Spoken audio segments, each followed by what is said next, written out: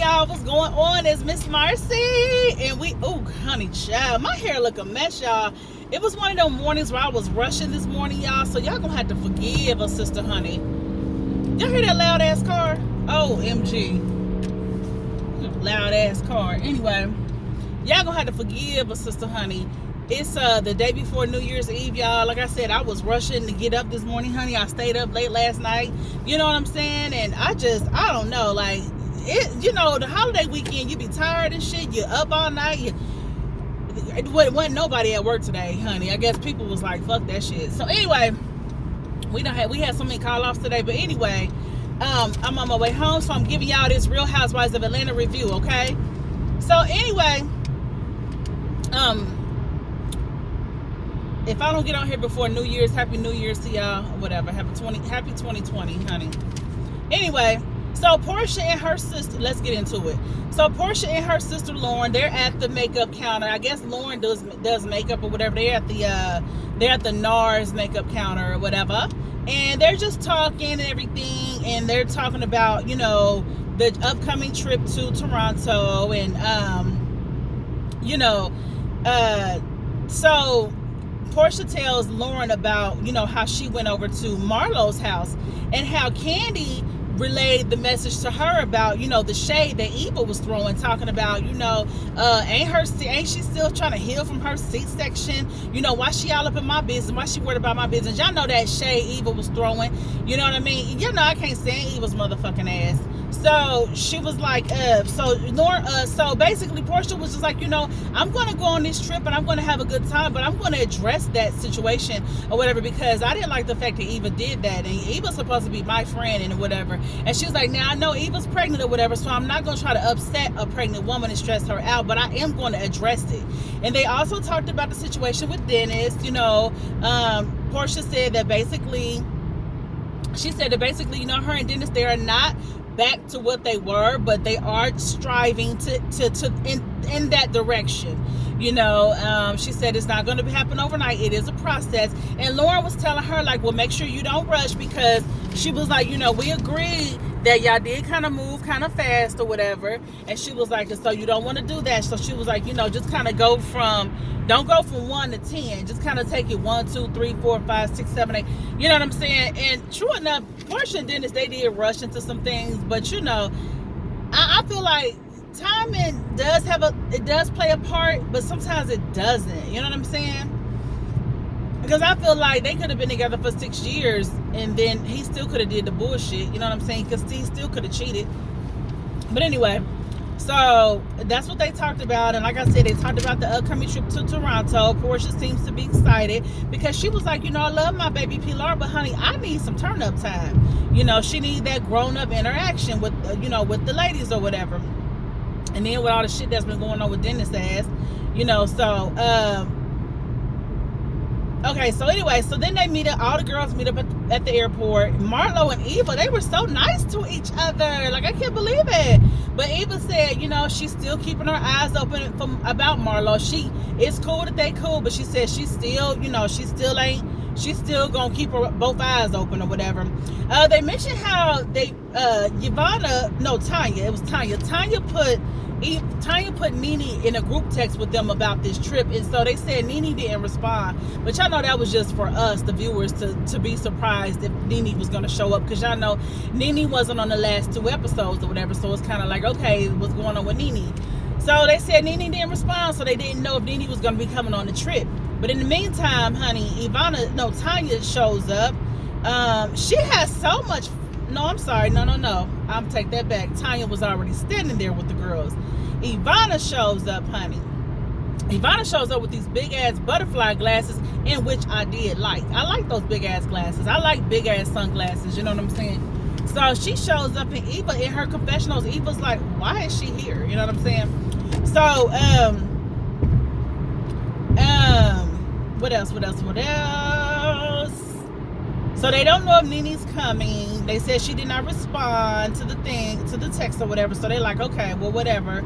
So then Tanya gives them all. I like the fact that when they all got to Toronto, whatever, Tanya gave them all the same room. Like, instead of them, because you know how them bitches be, they be arguing over who got the best room, who gonna get this, who gonna get that. Tanya just gave them all the same fucking room, which was that was a good move, Tanya.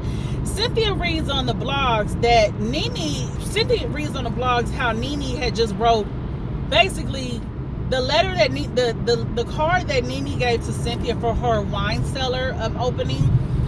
Nene put that on the blogs, and so I kind of didn't like that either. So, you know, at first Cynthia was like, you know, I like the fact that Nene sent me that. It seemed like she was very genuine.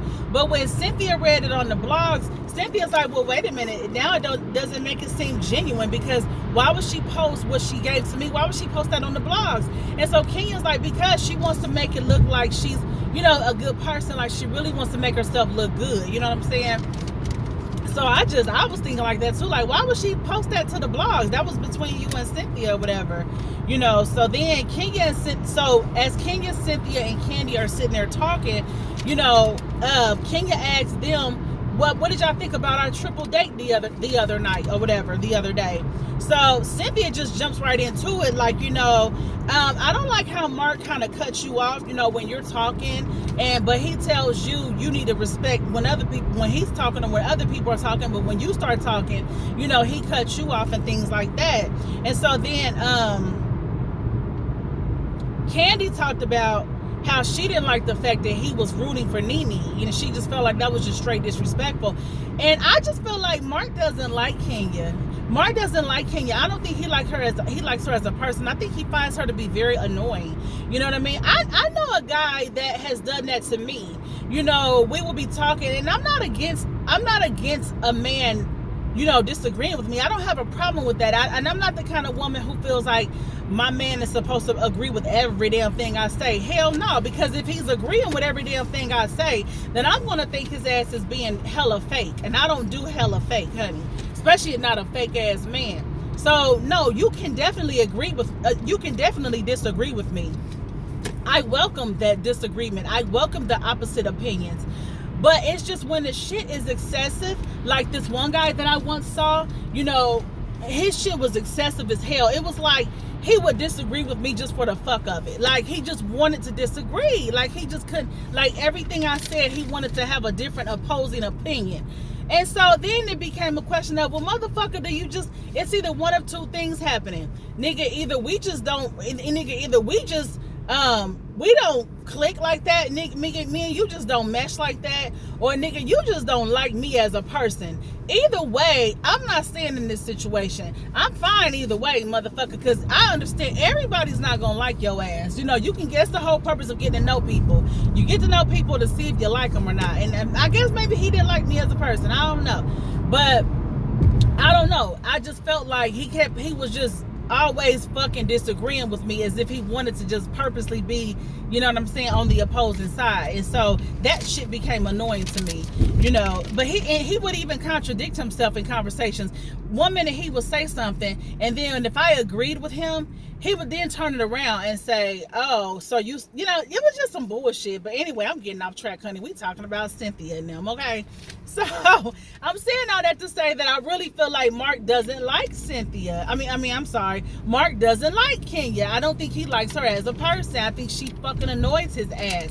So anyway, hold on. Oh, so Kenya starts to kind of tear up. You know, she's like, you know, me and Mark are in a bad place. And, you know, Cynthia's like, you know, can I ask you something personal? She was like, you know, I think she asked her something like, are you happy? You know, and, you know, Kenya, we all know Kenya miserable as fucking that marriage. That's awful. That's got to be awful. I understand that in marriages and stuff, you're going to have your good and your bad times. I understand that in relationships and marriages and shit like that, it's not going to always be peaches and creams and walks in the park and all that good shit. It's just not set up that way. You know, that's not reality. That's not life. You know, you're dealing with two people. You're bringing two people together to become one.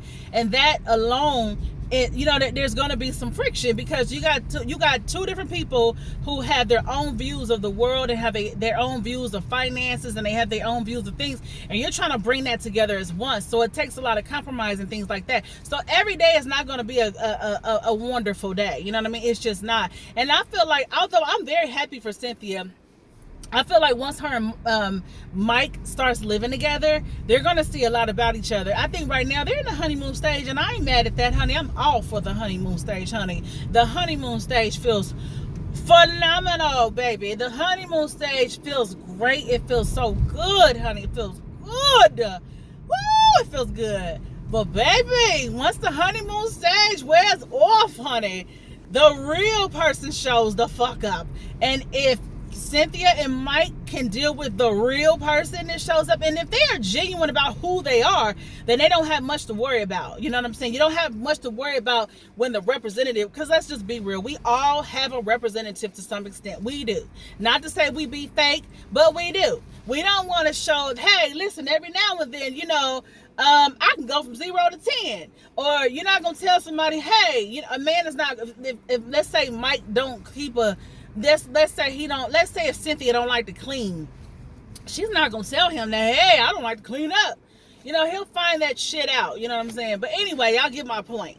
So I think that, if they can deal with who each other really is after the honeymoon wear off, then they're good to go. You know what I'm saying? But anyway, so I say enjoy this shit right now, and I wish them the best in their marriage. But anyway, so yeah, we all know Kenya is miserable as fuck. We know that. She miserable. She starts crying and everything. So then they go dancing. All the girls go dancing, which it looks so fun. Y'all know I don't like Eva, but I thought she was so cute with her big pregnant ass belly, sitting on that ball, eating that ice, just still enjoying the dance and stuff. I thought that was so cute. But they all go dancing and stuff. Portia's twerking, honey. Y'all know Portia love to twerk her ass, honey.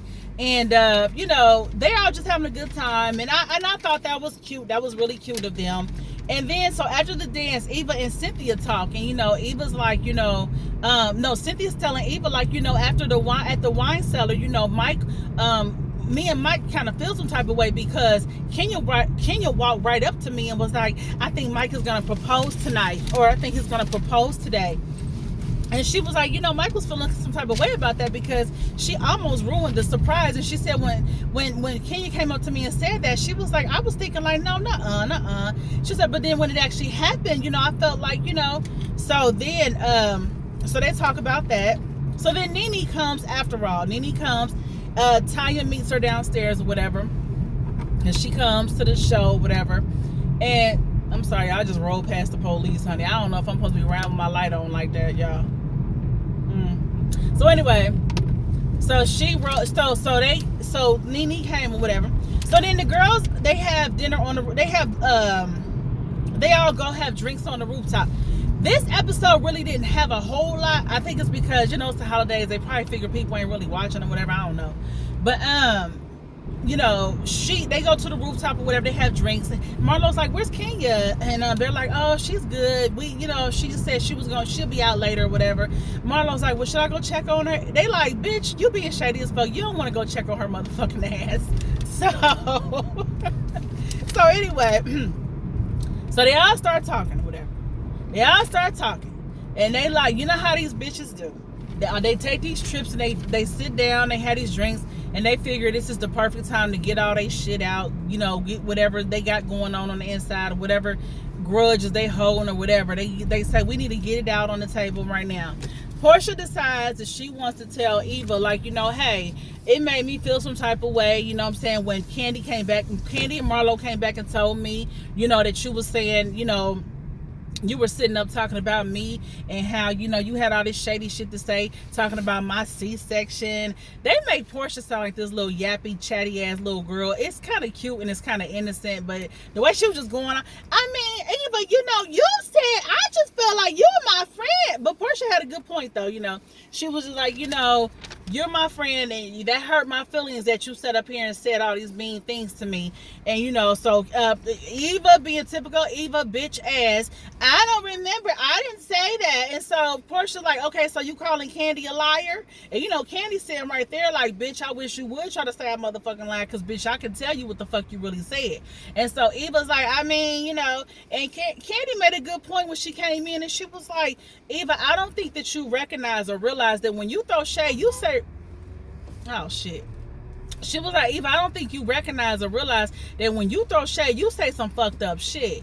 And she does. And y'all, I said that too. I said that in one of my last recaps. Eva be throwing her shade be kind of like, I don't know what it is about her shade, but it don't be cool. It be kind of like, the bitch she kind of takes the gloves off. You know what I'm saying? And you don't do that. She kind of hits below the belt. I just don't like her. I don't like Eva. So anyway, so Candy made that good point, and I thought that was good. You know what I'm saying? Because I'm like, yeah, Candy, I agree. She throw the funky. Eva throw the funkiest shade. You know what I'm saying? She throw the kind of shade to make you want to go in her fucking mouth, for real. And so Cynthia's like, well, hold on, can I say something? And Portia was like, okay, no, because back up. They asked Cynthia, like, well, Cynthia, you was there. What did she say? Cynthia's like, well, I don't remember. Bitch. Cynthia, bitch.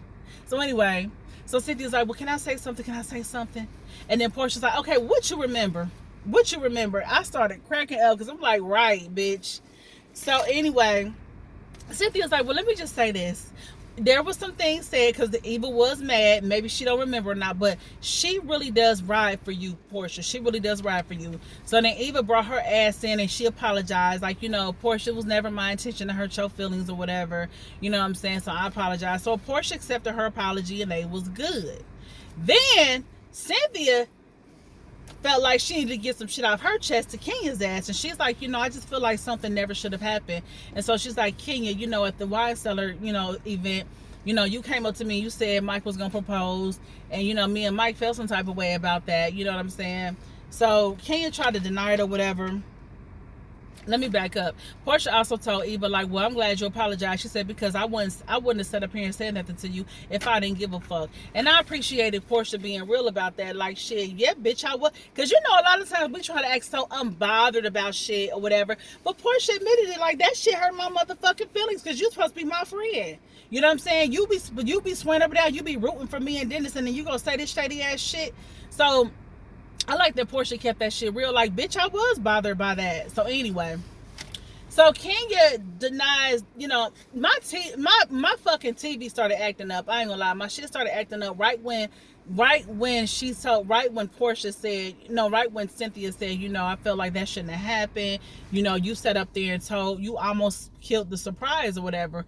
Then my TV started acting up, but it must have been the end, because then, like, soon as I got it back going, like within like the minute, Married Medicine reunion was coming on or whatever. You know what I'm saying? So I'm like, it must not have been too much or whatever. I don't know. But that was it, y'all. Not a whole lot happened or whatever. Let me see if I left anything out. Yeah, I think that was it, y'all. It really wasn't a whole lot. It just really wasn't. So anyway, y'all, that was my recap. Don't forget to like, comment, subscribe to my channel. Don't forget to listen to my podcast, Conversations with Miss Marcy, on Spotify, Anchor, motherfucking Apple, just to name a few, okay? And Google Podcasts too. So anyway, y'all, I'm out of here. Hope y'all enjoy y'all new year. Peace.